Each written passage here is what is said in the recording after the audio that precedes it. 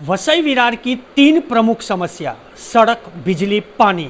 और इसी मुद्दे पे मेरे साथ में बातचीत करने के लिए है शिवसेना के तालुका प्रमुख सुदेश दादा चौधरी, और उनसे हम जानने की कोशिश करेंगे कि आखिर इनकी सरकार बनने के बाद भी समस्या जस की तस है। तो बने रहिए और देखते रहिए रियल न्यूज़ नेटवर्क।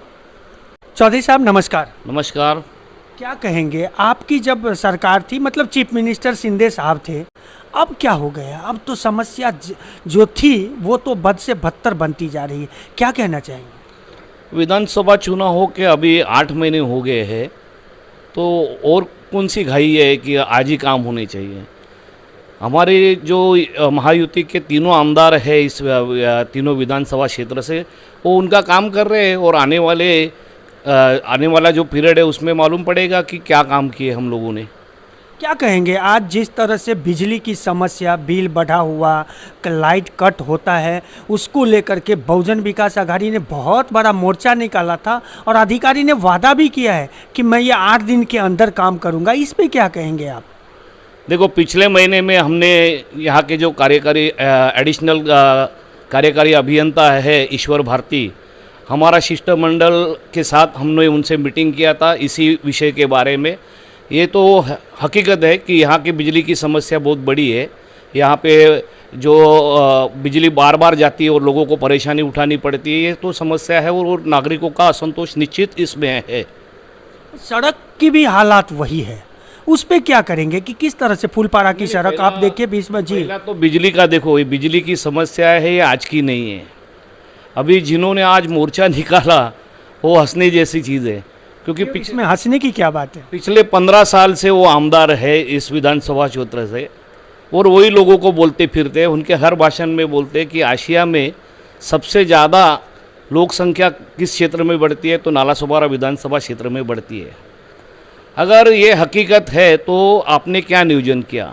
आप 15 साल से नालासोपारा विधानसभा मतदार संघ से आमदार बन के गए, हर गवर्नमेंट को आपने सपोर्ट किया, तो ये तो आज की समस्या नहीं है ना कि एक दिन में, एक महीने में उभरी हुई ये समस्या नहीं है बिजली की। ये जो लोक संख्या बढ़ रही है, यहाँ की आबादी बढ़ रही है, यहाँ का नागरिकीकरण बड़े पैमाने पे हो रहा है, तो उसके लिए जो पायाभूत सुविधा है वो होनी चाहिए। तो उसके बारे में आपने क्या प्रयास किए? पिछले 15 साल में आपने कितने बार विधानसभा में इस बारे में आवाज़ उठाया?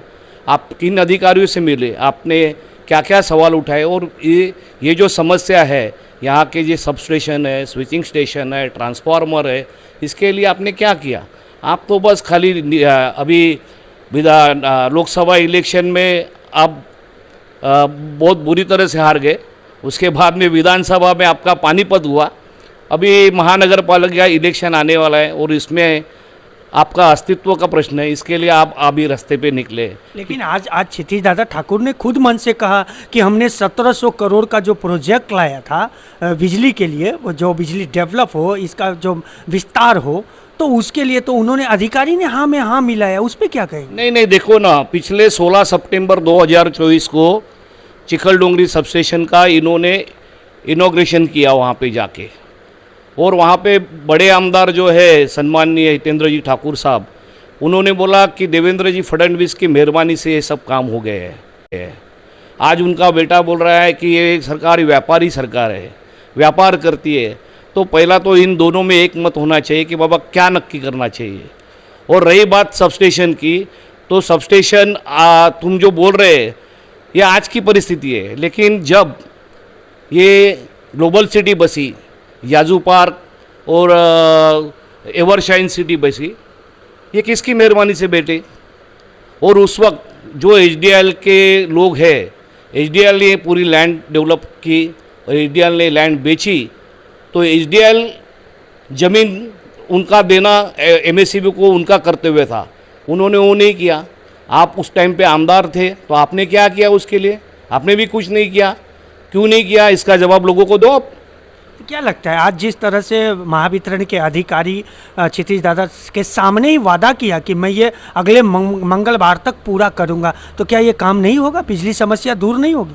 देखो, मैंने जैसा बोला कि ये आज की समस्या नहीं, पिछले 15 सालों में जो काम नहीं हुए, पिछले 15 सालों में बढ़ती आबादी के लिए जो जो जो इंफ्रास्ट्रक्चर यहाँ पे डेवलप होना चाहिए वो हुआ नहीं, क्योंकि इन्होंने किया नहीं।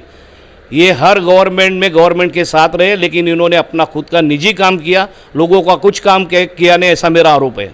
अच्छा, आरोप है, लेकिन देखिए आप विपक्ष में आरोप लगा सकते हैं, क्या होगा आज जो धड़क मोर्चा निकली तो क्या उसका कोई फल नहीं मिलने वाला है क्या? देखो, हमारे यहाँ के महायुति के दोनों आमदार है, राजन जी नाइक है, उन्होंने ये पत्र दिया है देवेंद्र जी को। ये राजन जी नाइक का पत्र है और ये स्नेहा दुबे मैडम का पत्र है। और स्नेहा दुबे मैडम ने इस विषय पे सभागृह में आवाज़ भी उठाया। इसके पहले कभी लोगों ने, वसई के लोगों ने देखा नहीं कि अपना लोक प्रतिनिधि अपनी समस्याओं का आवाज़ विधानसभा गृह में उठाता, ऐसा कोई चित्र नहीं था। अभी ये चित्र दिखने लगा, अभी लोगों को मालूम पड़ने लगा कि हम लोग ने जो 2 उम्मीदवार चुन के दिए, 2-3 उम्मीदवार चुन के दिए, वो हमारा काम कर रहे हैं, हमारी समस्याओं को आवाज़ उठा रहे हैं सभागृह में। तो एक आश्वासक चित्र यहाँ पे निर्माण हो गया है। स्नेहाताई दुबे ने जो प्रश्न उठाया इस वित्त समस्या के बारे में, तो माननीय मंत्री मेघा बोर्डीकर जी ने कल ही मीटिंग लगाई इसके बारे में, सब अधिकारियों और आमदारों को बुला के इसके बारे में कल वहाँ पे चर्चा होने वाली है। तो अभी जाहिर से है, जो लोगों को बात मालूम पड़ती है तो इनको बात मालूम पड़ी, तो अभी महापालिका में लोगों के सामने जाने का है, तो ये इसका बैकग्राउंड पूरा तैयार कर रहे हैं। ऐसा दूसरा कोई राजनीति ही खाली करते हैं ये लोग। मतलब ये मोर्चा राजनीतिक से प्रेरित है, चुनाव को लेकर के है, आप ऐसा कहना चाहते हैं क्या? देखो, 1700 करोड़ के काम ये लोग बोल रहे हैं कि हम लोग ने मंजूर किए, तो क्या हुआ? किसने रोका था आपको? आप जनप्रतिनिधि थे, आपको लोगों ने चुन के दिया था, तो उसका पाठ पुरावा भी आप करना चाहिए, उसका फॉलोअप वो किस स्टेज पे है, कहाँ पे अटका है, तो आपने क्यों नहीं किया? आपको किसी ने बोला था कि मत करो? आप कुछ करते नहीं। चुनाव आएगा तो चुनाव के पहले ये सब कागजी घोड़े हैं जो है ना, ये लोगों को दिखाते हमने ये पत्र दिया, हमने वो पत्र दिया, हालांकि तुमने कुछ नहीं किया। अभी हमारे आमदार काम कर रहे हैं तो तुम्हारे नज़र में आ रहे हैं, इसके लिए मोर्चा ये सब ये जो पॉलिटिकल स्टंट है ये अभी चलने वाला नहीं। लोगों को आपकी फिक्रत मालूम पड़ी है, आपको लोग अभी स्वीकारेंगे नहीं। चिक्कल डोंगरी में जिस तरह से है जो सब स्टेशन की बात हुई थी, वो क्या है, कहानी क्या है? आप तो जानते ही हैं क्योंकि आप भी क्षेत्र में काम करते हैं। देखो, चिक्कल डोंगरी सब स्टेशन का काम इन्होंने पिछले 16 सितंबर 2024 को उसका इनॉग्रेशन किया, लेकिन अभी ये लोग बोल रहे हैं कि ये गवर्नमेंट वहाँ से सागरी सेतु मार्ग लाने वाली है और उसके लिए उसका काम अटक गया है। तो सागरी सेतु का जो पर्याप्त है, ये अभी माननीय मुख्यमंत्री जी ने और शिंदे साहब ने दिया है, वो किस स्टेज पे वो मुझे मालूम नहीं है। लेकिन मैं तो उल्टा जाऊंगा कि जिस वक्त ये बड़ी ग्लोबल सिटी हुई उसके लिए जो लाइट लगने वाली थी, क्योंकि आज भी ग्लोबल सिटी में आज भी कई बिल्डिंगें जनरेटर पे चलती है, वहाँ पे मीटर नहीं है, क्योंकि वहाँ के जो विकासक है वो विकासकों ने ये देना चाहिए था ज़मीन, और ये इनकी वजह से वो मिली नहीं ज़मीन, और इनका ही ये कर्तृत्व है।